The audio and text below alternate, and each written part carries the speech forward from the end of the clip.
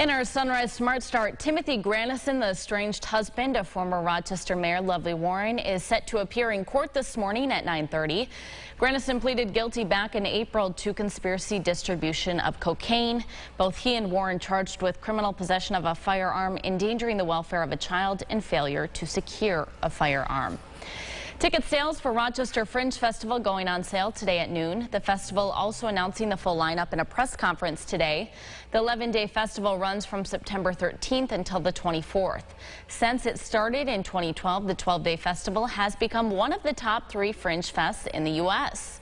Venues announced earlier this year include Hatch Recital Hall, Kilbourne Hall at Eastman, Joseph Avenue Arts and Cultural Alliance, and the School of the Arts. Senator Jeremy Cooney will be announcing a new New York State grant this morning. We're told the grant will be for the Rochester Energy Efficiency and Weatherization Program, also known as RENEW. They say the program will financially assist in upgrading local homes to be more energy efficient, healthier, and safer. Senate Majority Leader Chuck Schumer has tested positive for COVID-19. Schumer, fully vaccinated with 2 booster shots, is following federal guidelines and will be quarantining this week while working remotely. All of that is according to spokesman Justin Goodman. All right, let's turn it over to James Gobert for a look at this hot Monday forecast, James. Yeah. Morning walk won't be too bad, though, at that time, will it? No, now is the time, right? Now is the time to get out there and get that walk in, try to get a little bit of exercise before it gets maybe a little bit too uncomfortable for you as we get into this afternoon. You know, it's a take it or leave it. Some people love this kind of heat, and then it's the day for you as we climb into the upper 80s. Others, maybe not so much. Yeah, try to get that exercise in later. And note the overnight low temperatures tonight. We only fall into the mid-70s. It's going to be kind of a muggy night, and then showers and thunderstorms move in as well. We'll have the 8-day forecast at the end of the show. Allie. All right, James, thank you. Just one accident out there that we're following this morning. The overturned vehicle down in the embankment and gates on Chile Avenue. That's eastbound, westbound at Buell Road. I know some roads are closed off there. Otherwise, things looking good on the main arteries, 390, 490, 590. Those are clear.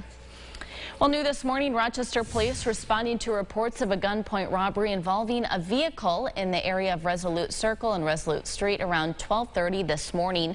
Officers say on arrival, the victim pointed out their stolen vehicle fleeing the area. Officers continued on pursuit until the vehicle was involved in a single car crash in the area of Quaker and River Road in Scottsville. The driver of that vehicle and lone suspect, an 18-year-old City of Rochester male resident. The investigation is ongoing and charges are currently pending. New this morning, a 16-year-old from Rochester has been arrested on weapons charges. Sunday night, just after 10, Rochester police conducted a traffic stop on the 200 block of Kelly Street. During that investigation, an occupant of the vehicle was found to be in possession of a loaded handgun. That individual was taken into custody and charged with criminal possession of a weapon in the 2nd degree. In developing news now, state police arresting 2 individuals in Rochester on weapons and drug charges. That happened on Saturday. 36-year-old Ronaldo J. Napier and 30-year-old Devontae D. Kennedy allegedly had a loaded 9mm handgun with 9 live rounds in their vehicle. Police say they found that weapon during a traffic stop. Both were charged with criminal possession of a weapon in the 2nd and 3rd degree and criminal possession of a controlled substance in the 3rd degree. Rochester police investigating after 2 people were hurt in a double shooting Saturday night. Officers responding to the 500 block of Bay Street for a shot spotter activation, and on scene they discovered multiple rounds. Shortly after, a 16-year-old boy and 21-year-old man were dropped off at a hospital by private car. Both were suffering from non-life-threatening injuries to their lower body. No suspects are in custody at this time. Anyone with info is asked to call 911. The City of Rochester is asking for help in providing violence prevention programs and services to our community. Later tonight, they'll be hosting a virtual meeting session for any local organizations interested in partnering with them. Erica DeCoste joins us live in Rochester this morning with more. Erica. Good morning, and this will be known as the Rochester Peace Collective. We were told earlier this spring that the city is reserving $5 million from American Rescue Plan funding for this purpose. The goal is to break down silos, they say, and reduce violence in the city.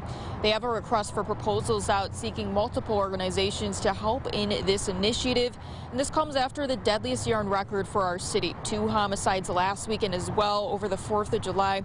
Mayor Malik Evans is asking the community for anyone to join his fight against the violence, taking action in a way that can be creative, implementing programs, services, activities, or events to help curtail recent violence.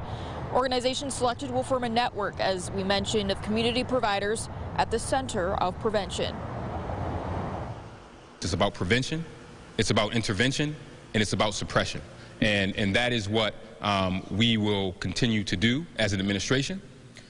We have our work cut out for us. You need only turn on the news and see what's going on nationally.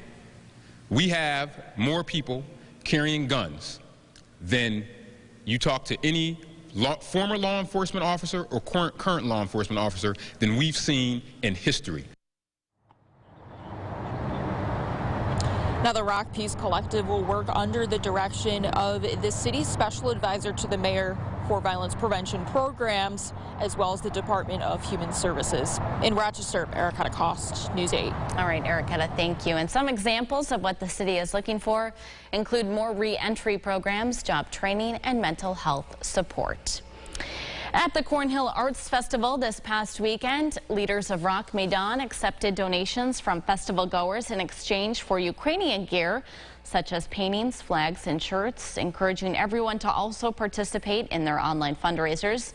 Those efforts focusing on helping to purchase backpacks, children's clothing, and other school supplies for kids living in that war zone.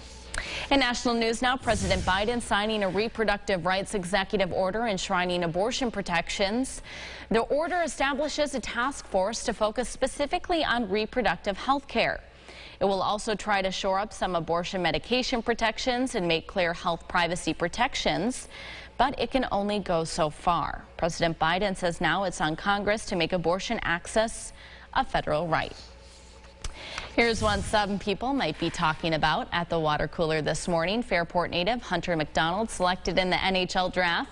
The 6'4" defenseman taking in the 6th round by the Philadelphia Flyers.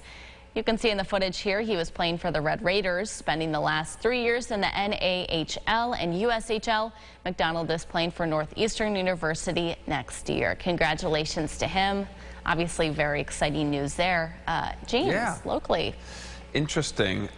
So he's drafted for a team, but he's going to college to play? That's what it sounds like, yeah. Interesting. Yeah, that certainly confuses me. I know. There's a lot of confusion in sports when it... Don't ask me. I'm the wrong person to ask. Yeah, what path do they take in order to get to the professional leagues? Football is simple. High school, college, pros. But I feel like in hockey, there's like all these smaller leagues that you can do. Yeah, you can go off and kind of play in different leagues and then go back, start college a few years later. Well, I'm trying to cool off. A lot of options. Yeah, I'm trying to cool off in an ice rink maybe I am too. This afternoon. Near 90 today. We'll be tracking storms tomorrow. All right, James, thank you. And thank you so much for watching News 8 at Sunrise. That is it. Our next update coming up in 30 minutes. CBS Mornings is up next.